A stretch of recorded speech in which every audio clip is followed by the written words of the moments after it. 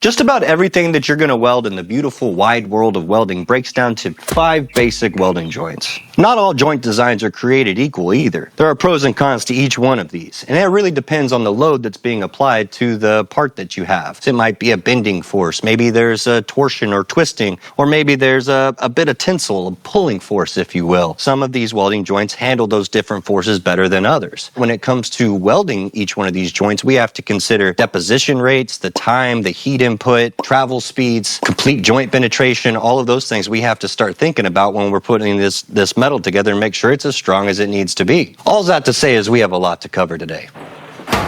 We're going to go over a lot of different things today, more than just the welding joints, but it's still only going to be scratching the surface of it. Just like anything else in the welding industry, you got to practice this stuff. My advice to you is to head on over to our partners, the American Welding Program. They got tons of courses online there. You get more of the other side of the brain compared to the hands-on stuff that we teach here on the YouTube channel. For the weld symbols, the blueprint drawing, they got it in there. All you have to do is go to the website, find the course, and just sign up. You could just be an individual. You can be an instructor trying to get it for your whole class. I wouldn't say that you need it to be a good welder, but I'd be damned if I didn't say that I haven't had to use blueprint reading and weld symbols for at least one job.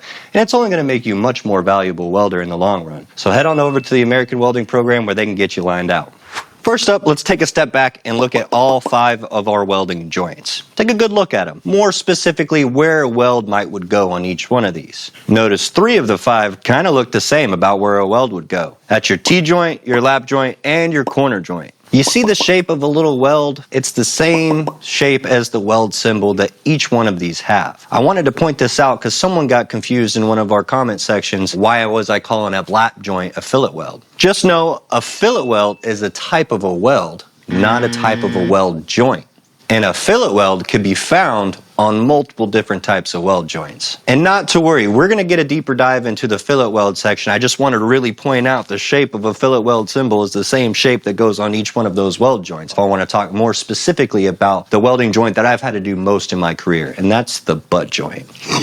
But yes, I did say butt, and that's because these 2 pieces are literally butted up together side by side just like so. Now I also want to make it very clear that material thickness plays a huge role when it comes to putting together a butt weld. Maybe put a groove on it, maybe put a gap in it. All that information is found in the weld symbol. Your square butt weld symbol is going to look a little bit like this. Just 2 straight lines, straight up. However, it's not to get confused with your edge welding joint symbol, which looks like this. I think this looks a little closer to what a butt weld fit up looks like than these 2 lines. But we just need to know that those 2 things are vastly different. They're completely 2 different weld joints. A square butt weld has no groove on it. There's no prep. That's not to say that the information still won't give you, say, like a gap for those 2 pieces of plate, which might be somewhere up here. We'll put like a 16th inch up at the top. You'll look at that and be like, all right, and you need to pull those plates apart a little bit. And if there's a little bit of a number to the left of that weld symbol, let's call it 3/16. On this particular type of weld joint, this is going to say this is your groove weld size. Now again, there's no groove in it, but it's still telling me I need a 3/16 sized weld from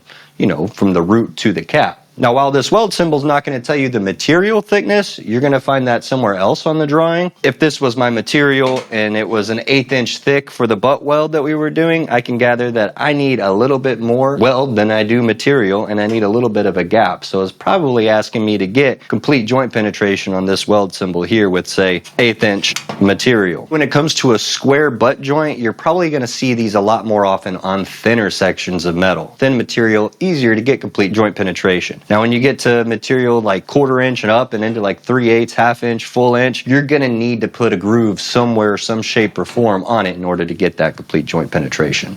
Now, adding a groove to your material can greatly add a ton of strength. It definitely beats just putting 2 pieces of metal together and putting a weld on the top compared to grooving it all the way down to whatever it needs to be. When we start taking away from just a simple square butt joint, we start putting grooves in the material. We got to take a closer look at the different pieces and parts of our weld symbol again. Now, breaking down a weld symbol can be kind of daunting, but there are a few basic pieces to it. You have your tail, The tail of the weld symbol is going to have additional information like the weld process, the position that it needs to be welded in. The arrow is kind of obvious. It's exactly what it's pointing to. It's trying to tell you what you need to be focusing on and what that weld symbol is trying to represent. The probably biggest piece of this weld symbol is this right here. This is your reference line. This reference line is super duper important because depending on what side that weld symbol is on will dictate what side needs to be worked on the material itself. On the top side of the line, you have your other side. And on the bottom side, you have your same side.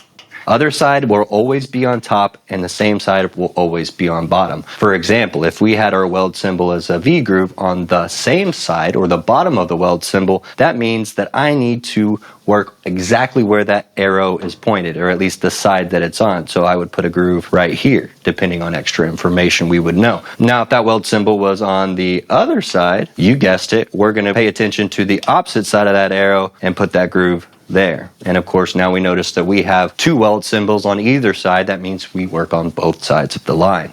Now, I'd say there are too many welding symbols and variations of sorts to put all into one video, but if we're talking just specifically types of grooves, you've got your single bevel and your double bevel, not to get confused with your single V groove, and your double V groove. You also have got your U groove and your J groove, and then when you get into putting in a double U, don't get confused with the double J groove. Each one of these different grooves and joint designs has its place in the industry. Hell, when we made that video we did with RMS weld systems, they put a K bevel on the edge of their butt welds, which was news to me. The main takeaway that I need you to get from this is just not to overthink it when you see these different grooves on your weld symbol. If you just look at a piece of material or the plate, it looks identical to the weld symbol that it is. The biggest thing that you have to remember is that arrow side and other side, because prepping the wrong side of the joint or making a weld on the wrong side of the joint could be a big problem. Before I leave you on the whole groove and butt weld situation, I still want to cover the last few elements that I think are kind of important. And that's going to be the depth of the bevel and the angle of that prep. We've already talked a little bit about root opening and weld size, but they all are going to kind of come together, and I think it makes more sense here. Here we have our single bevel symbol on the same side, so we're going to end up putting that right on the same size, but it says the depth of that groove needs to be about 9/32 of an inch, which if we're working on what I have here is 3/8, that leaves you about 3/32 left of that plate. So we're not going to put a bevel on it all the way down to the corner. It's asking us to leave a little bit of love right there at the end, a little bit of that root face or that 3/32 of a land. So we're not going to have this there, and we're going to have that 3/32 land with a 3/32 root opening. So we're going to take this guy and we're going to scooch it back because now we need our 3/32 gap. And there might be a little bit of a tolerance included with that. So now we have our gap. We have our land, and then it says our weld size is 1/2 inch. Well, 1/2 inch is bigger than 3/8. What does that tell you? Probably means that you need some weld reinforcement too. So that's a 1/16 of reinforcement on either end. And they might throw one of these little guys on here too. This is going to be your burn through weld symbol. That's telling me right there between that groove, the depth of bevel, the weld size, the plate thickness, and that little symbol there, that tells me I need to make sure that I'm putting a weld that has complete joint penetration and about a 1/16 of reinforcement on top and bottom. If that's to be done in one single pass, probably not likely, but that's the weld that needs to get done. Now, we've talked a whole lot about butt welds and putting grooves on these, and I think it's just really important because, well, that's what I've done most of my career is put butt welds together on pipe, and that's the variations that I've seen. We can find some peace of mind knowing that all the grooves that we've talked about will translate to every other welding joint. It just doesn't have to be a butt weld to put a groove in it. It could be your T-joint, which is what we're going to move into next. T-joint's basically two pieces of metal where one intersects the other one at a 90-degree angle. This looks like a T, but a T-joint doesn't necessarily have to be right in the middle. It could be located anywhere as long as it comes at a 90-degree angle. Unless it's right there on the corner where it intersects, you could probably guess it. That's going to be your corner joint. Regardless of whether you're working on a T-joint or it intersects off here at the corner, the rules of arrow side and other side very much apply here. But instead of a groove weld, we're going to more likely have that fillet weld symbol. Having a fillet weld symbol instead of a groove weld symbol changes a few things because we have a different weld symbol in that location. For example, Here's our basic weld symbol with our fillet weld symbol. Again, this is the same shape that the weld is. Depending on the side, because remember this top is other side and the bottom is same side, it wants us to put a weld on this other side of the T-joint right here. The information that it was to the left side of a groove weld, which was your groove weld side and your depth of prep, no longer is going to be the case. Now, if there is a number next to it, it usually is in a fraction. So we're going to see something like maybe 1/4 of an inch. That's going to be not your groove weld size, but your fillet weld size. And that's where you get handy with one of those fillet weld gauges. And you're going to have some practice to try to figure out how you can get certain size welds as you go about putting them on there now, because it's not about filling a groove, it's about putting it in a fillet weld. That weld size is super critical. To the right side of a fillet weld, it's not something that you'll see on a groove weld. There shouldn't be much information to the right side, but on the right side of a fillet weld symbol, maybe something different. You might see 2 numbers here, maybe 1. In this case, you've got the length of the weld and the pitch of the weld. And this only represents intermittent fillet welds, or your stitch welds, where you're going to weld a little bit, stop, weld a little bit, stop. They want it to be uniform, so it needs to be a certain length and a certain distance apart from each other. So the length might be 3 inches long. So if we look at this same weld, but from a top view, we have a weld right here with our 3 inches, and then our pitch is going to be 6 inches, which is distance from center to center, not end to end. That's something when you see this that you'll probably lay out the part and try to find it to where you have clear start and stop points. Now, if the weld symbol has something like on both sides, you see how we've got a fillet weld on both sides, so we would definitely put them on both sides, but this isn't a mistake. That means you need to stagger both sides of that intermittent fillet weld. So we have a 1/4 inch size weld for each one of these welds. They're all going to be 3 inches long and 6 inches apart to center, and because of that stagger, you're probably going to find that you'll have your welds in between the other welds that you did before. And if that weld symbol was lined up with the other one, then they're in the same spot on each side. That's your basic parts to your fillet weld, is your weld size, your length, and your pitch. Now, I think it's been a few years, but we did a video a couple years ago on how to get the perfect fillet weld size. So go check that one out. We go a little bit more in depth on that kind of stuff. If you don't have access to both sides of a weld joint, it might look something like this. They're going to throw a double symbol on top of that reference line, which this always really confused me. Again, we're looking at nothing on the other side. We're only looking at the same side. It's asking us to put a fillet weld and a groove on here. So we're looking at putting a groove right here, and then it's going to have some other information as far as the angle, or if it doesn't have the information on there, it's up to you. It really is. Like, it just says you need to bevel this. It might have that melt through symbol again. So it tells us that we got to get that complete joint penetration. And then hopefully it has some more information on our fillet weld, again, like what our fillet weld size. All that's going to tell me is that I need to get complete joint penetration, fill that groove up, as well as put a 1/4 inch fillet weld onto that material. But that's a really tough weld symbol to look at. They'll either give it to you like this, or something that I'm more familiar with, 2 reference lines. With 2 reference lines, you get a lot more information. Now, I know y'all probably can't read my chicken scratch here, but we still know to the left of our groove weld, which we have a single bevel on the what side? That's right, the other side. No, the same side. The same side. See, it still trips me up. So we're still working on this joint here. We got to put a single bevel on. It's a 1/4 inch prep, 3/8 weld size. So that tells me if I'm working on 3/8 plate, I'm beveling everything but 1/8 of an inch. We've got their 1/8 inch weld gap there. We've got a 35-degree angle back here. Probably going to, again, have this melt through symbol that tells me I need a 3/8 weld that at least gets everything flush. So that whole thing should turn into metal. And then I'll go up to the next operation. The first line on that weld symbol that you get to from the arrow is the one that you do first. And then it's telling me I need a 1/2 inch fillet weld. So that probably is going to require me to put 1 bead, maybe 2, depending on what we're welding, electrode size. We might end up having to put a 3 bead pass on there to get that 1/2 inch weld size. All this to say is you can still have a groove with your fillet at the same time. They can be the same. The same goes for your corner joints.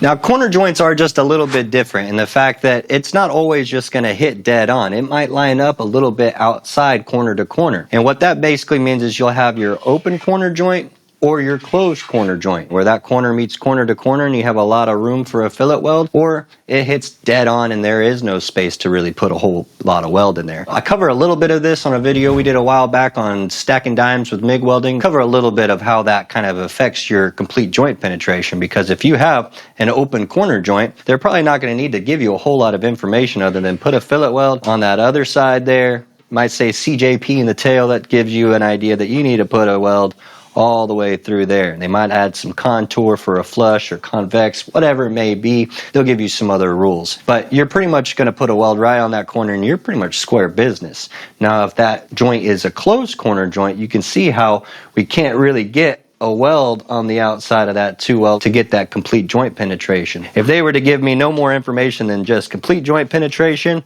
and the symbol here, and I would say, well, we got to put us a V groove, single V in there, get rid of all this metal, and try to put a weld all the way into here. And it also asks for us to put a little happy little fillet weld in here.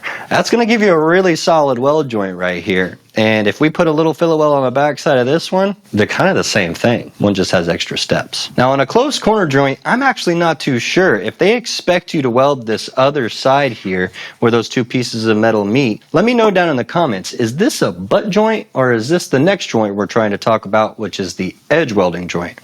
Now your edge welding joint is those two pieces of metal usually stacked on top of each other, and the welds to be made on that outside edge of each piece of metal. Now, if you go walking around town or amusement parks, or I find it a lot on heavy equipment, you'll find these edge joints more often than you think they exist. Now, personally, I've never really had to look at a blueprint and weld something with an edge joint, but I'd love to know what you guys have welded with edge joints on them. Leave them down in the comments what you guys have done with an edge joint. The funny thing about a weld symbol on an edge joint is the fact that it kind of has components of both your grooves and your fillet welds, in the sense that there could be information on both sides of it. If we're going to put a groove in here to make penetration deeper, it's going to have your depth of prep and probably your weld size on there. Along with the other side, it could have your length and pitch, just like an intermittent fillet weld, because maybe we don't need to weld the whole side, we just need to stitch weld it, and it's going to specify that too. So your edge welding joint can have components of both your groove welds and your fillet welds on both sides of the weld symbol. Isn't that fascinating?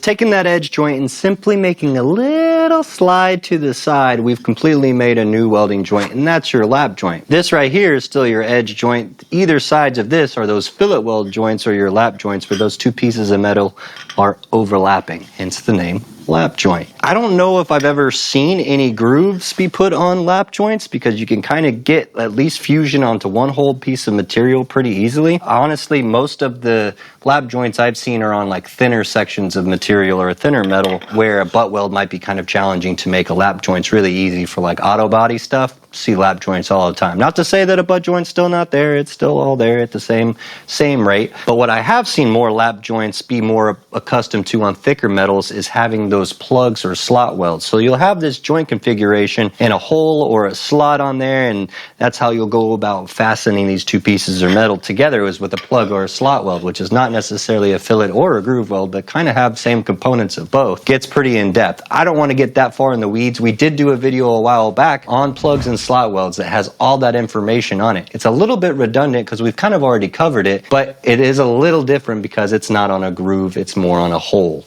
Now, believe it or not, we've only scratched the surface of this welding symbol business. The joint configurations, the blueprint reading, the isometric drawings. There's a whole lot more, way more than I could ever fit into one video. So if you want to see a part 2 on the welding symbols, or you want us to do a deeper dive or a dive at all into blueprint reading and isometric drawings, just let us know if you want to see it in the comments down below, because there are only 5 welding joints in this industry, but there are 1,000 ways you can put them together. Thanks for watching. We'll see you on the next weld.